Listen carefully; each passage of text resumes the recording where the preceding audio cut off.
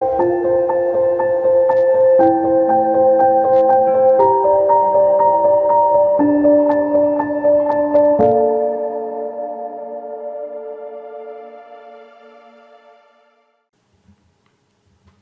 예레미야 31장 31절로 34절까지의 말씀.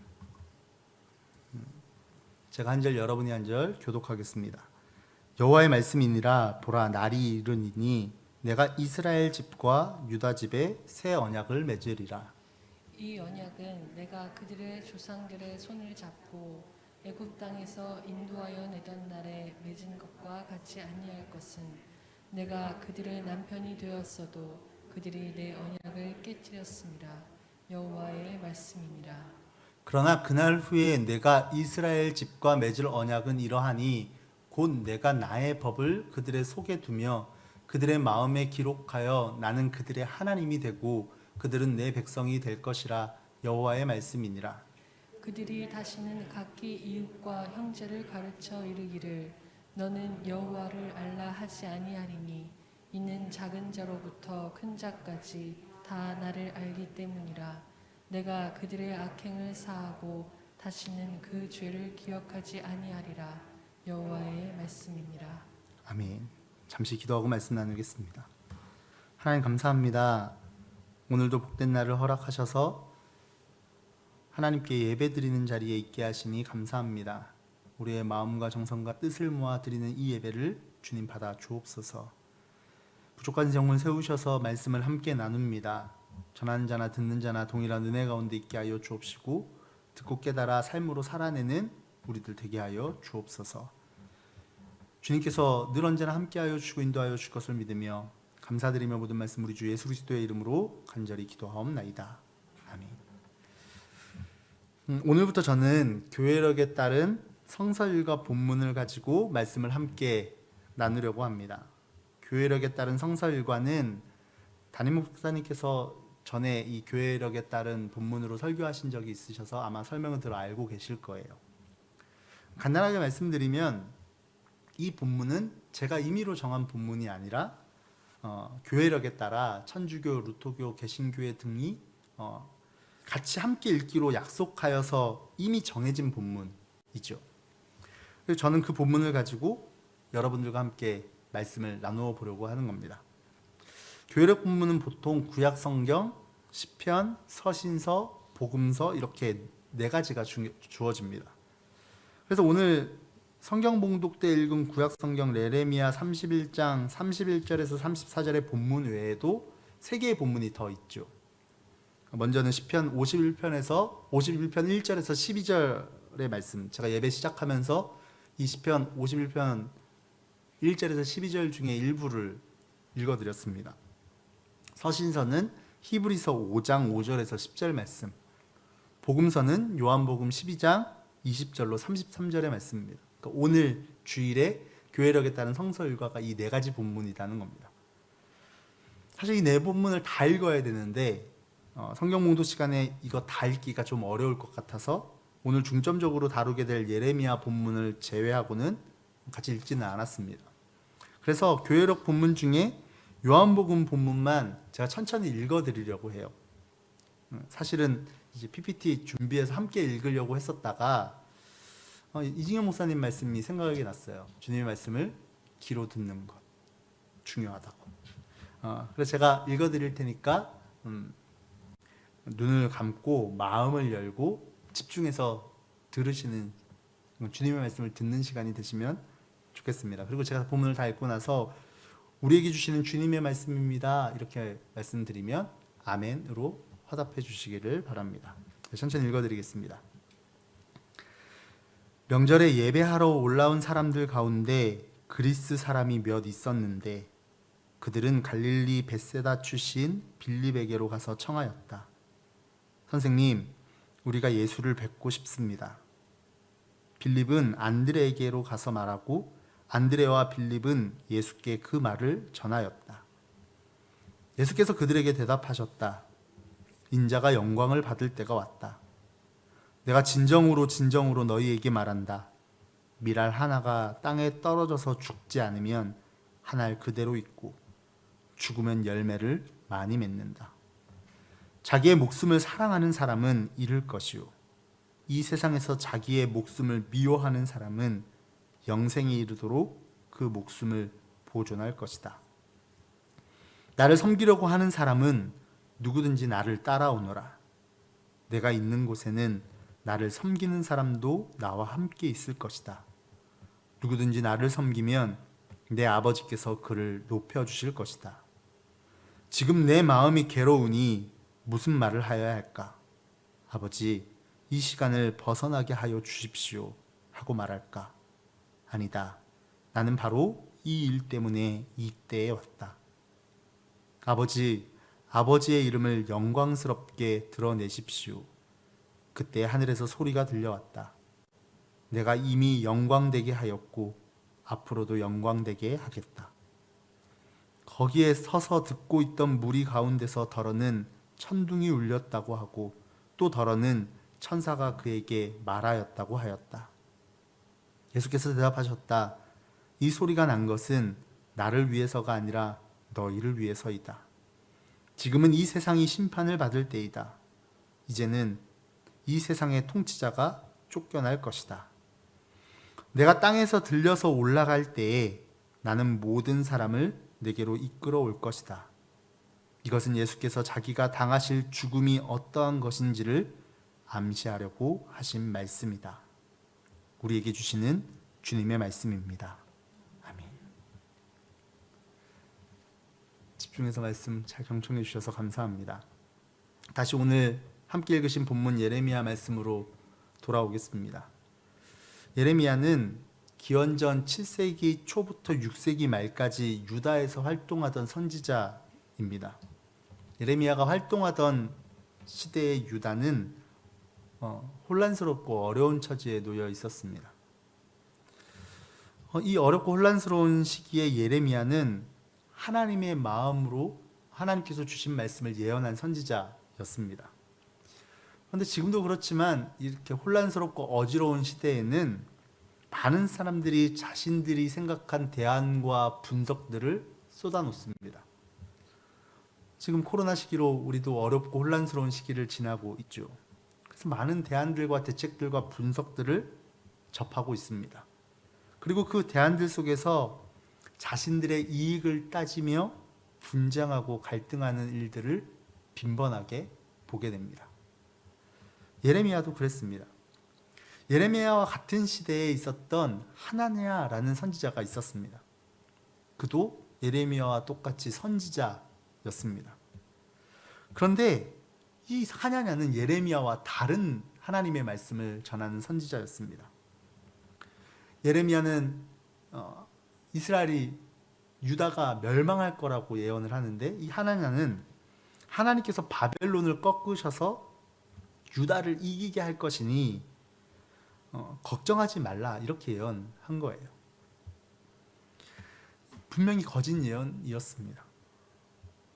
그러나 거짓 예언이었지만 힘들고 어렵고 복잡한 시기에 백성들이 가장 듣고 싶었던 말이었는지도 모르겠습니다. 그러나 예레미야는 유다의 한계를 분명하게 봤습니다. 아니, 하나님께서 분명하게 보여주신 것이죠. 다른 어떤 이유 때문이 아니라 하나님과의 깨진 관계로 인하여서 망할 수밖에 없는 유다의 모습을 하나님께서 이 예레미야에게 보여주신 거예요. 그리고 예레미야는 그것을 전한 거죠. 그래서 백성들 앞에서 하나냐가 하나님께서 우리 민족을 이기게 하셔서 바벨론 왕의 멍에를 꺾고 예루살렘 성전에서 빼앗긴 모든 기구를 찾아오게 될 것이다 라고 이야기하는 그 희망적인 예언 앞에서 오히려 예레미야는 우리 민족은 망합니다. 바벨론의 포로가 될 것입니다. 우리가 하나님과의 언약을 지키지 않았기 때문에 망할 것입니다 라고 전할 수밖에 없었던 거예요. 주님께서 보여주신 그 모습을 그대로 전해야 하니까. 오늘 본문 32절 하반절은 이렇게 말씀합니다. 내가 그들의 남편이 되었어도 그들은 나의 언약을 깨뜨려 버렸다. 나 주의 말이다. 유다가 망하는 이유는 분명했습니다. 하나님과 맺은 언약을 유다가 깨뜨렸기 때문이에요. 하나님께서 깨신 것이 아니라 유다가 깼어요. 하나님께서 친히 그들의 남편이 되어주셨음에도 그들과의 친밀한 교제를 원하시며 그들과 가까이 계심에도 불구하고 그 감사와 감격을 잃어버린 이스라엘 백성은 하나님과 맺은 언약을 깨뜨렸습니다. 하나님의 신부로 하나님의 백성으로 사는 것을 거부한 것이죠. 예레미야 선지자는 분명하게 하나님의 말씀을 전합니다. 이렇게 언약을 깨뜨렸기 때문에 유다는 바벨론에 의해 멸망당하게 될 것이다 라고 말이죠. 그럼 이런 쓴소리를 좋아할 백성들이 어디 있겠어요? 더군다나 하나님께서 바벨론을 꺾으시고 유다를 이기게 하실 거라고 예언하는 그 하나냐라는 선지자가 엄연히 존재하는데 예레미야 이야기가 들리겠어요? 듣고 싶은 이야기를 듣고 싶은 거죠. 저는 말씀을 묵상하면서 왜 예레미야가 눈물의 선지자였는지 조금은 알 것 같았습니다. 이집트에서 종살이하던 이스라엘 백성을 하나님께서 출애굽시키셔서 종이 아닌 하나님의 백성을 삼아주신 것도 모자라서 그들과 언약을 세우셔서 그들에게 복 주시기를 원하시는 그 하나님의 마음을 이스라엘 백성들은 잊어버렸습니다.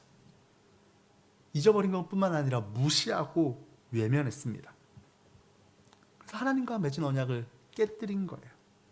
그리고 지금 당장 내게 좋은 이야기, 지금 당장 내게 이익이 될 만한 일에 마음을 빼앗긴 거죠.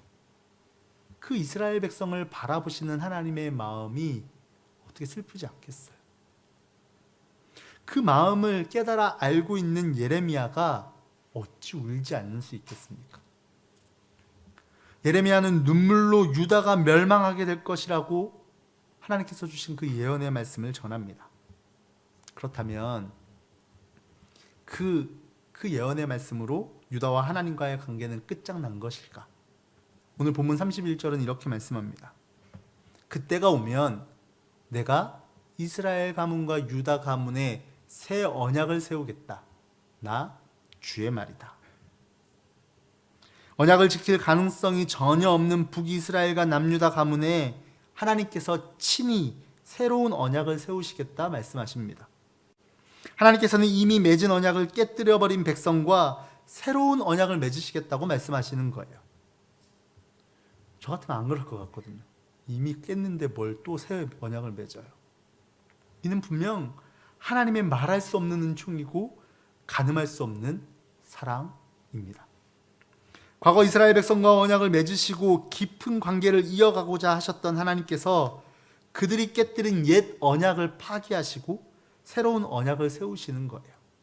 그 언약으로는 사랑하는 백성을 그 옛 언약으로는 하나님께서 사랑하시는 그 백성들을 살릴 수 없기 때문입니다. 본문 32절과 33절은 이렇게 말씀합니다. 이것은 내가 그들의 조상의 손을 붙잡고 이집트 땅에서 데리고 나오던 때에 세운 언약과는 다른 것이다. 내가 그들의 남편이 되었어도 그들은 나의 언약을 깨뜨려 버렸다. 나 주의 말이다. 그러나 그 시절이 지난 뒤에 내가 이스라엘 가문과 언약을 세울 것이니 나는 나의 율법을 그들의 가슴 속에 넣어주며 그들의 마음판에 새겨 기록하여 나는 그들의 하나님이 되고 그들은 나의 백성이 될 것이다. 나 주의 말이다. 아멘. 하나님께서 새로 마련해 주신 새 언약은 옛 언약과는 전혀 다른 것이었습니다. 옛 언약은 돌판이나 양피지에 새겨주셨습니다. 그러나 새 언약은 마음판에 새겨주십니다. 우리는 이 말씀을 통해 율법과 복음의 차이를 알 수 있습니다. 율법은 돌판이나 양피지에 새겨주셔서 이스라엘이 수동적으로 따르도록 하셨지만 복음은 그들의 가슴, 즉 마음에 새기셔서 그들이 스스로 따르도록 하신다는 것입니다. 다윗은 자신이 범죄한 후에 시편 51편에서 이렇게 기도하죠. 자신의 죄를 자복하면서 이렇게 기도해요. 아 하나님, 내 속에 깨끗한 마음을 창조하여 주시고 내 속을 견고한 심령으로 새롭게 하여 주십시오.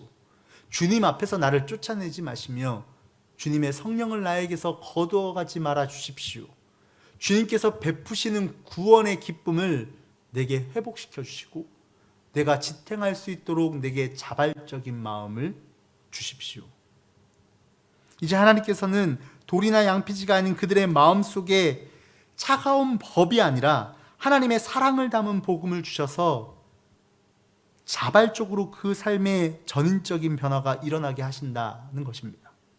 그리고 그 변화를 통해 하나님은 그들의 하나님이 되고 그들은 하나님의 백성이 되도록 하겠다 하시는 겁니다. 하나님께서는 이를 통해 주님께서 베푸시는 구원의 기쁨을 모든 이들이 누리며 살아가기를 원하십니다. 이스라엘 백성뿐만이 아니라 우리를 포함한 모든 이들이 이 구원의 기쁨을 누리며 살아가기를 원하신다는 겁니다. 그래서 예레미야 31장 34절에서는 이렇게 말씀합니다. 그때에는 이웃이나 동포끼리 서로 너는 주님을 알아라 하지 않을 것이니 이것은 작은 사람으로부터 큰 사람에 이르기까지 그들이 모두 나를 알 것이기 때문이다. 내가 그들의 허물을 용서하고 그들의 죄를 다시는 기억하지 않겠다. 나 주의 말이다. 옛 언약은 사람들에게 학습되어야만 했습니다. 그래서 종일 율법을 읽고 외우고 옷 소매에 붙이고 다니며 집안 곳곳에 붙여 놓아야 했습니다. 율법을 전문적으로 연구하는 서기관과 율법을 전문적으로 가르치는 랍비들이 있어야 했습니다. 그러나 이제는 작은 사람도 큰 사람도 모두 인격적으로 하나님을 알고 만나고 있기 때문에 이런 사람들이 꼭 필요하지 않습니다. 중요한 것은 이런 변화가 어떻게 가능하게 되었냐는 겁니다. 앞에서 말씀드린 것처럼 이것은 하나님께서 하신 일입니다. 이스라엘이 잘해서 된 것이 아니에요.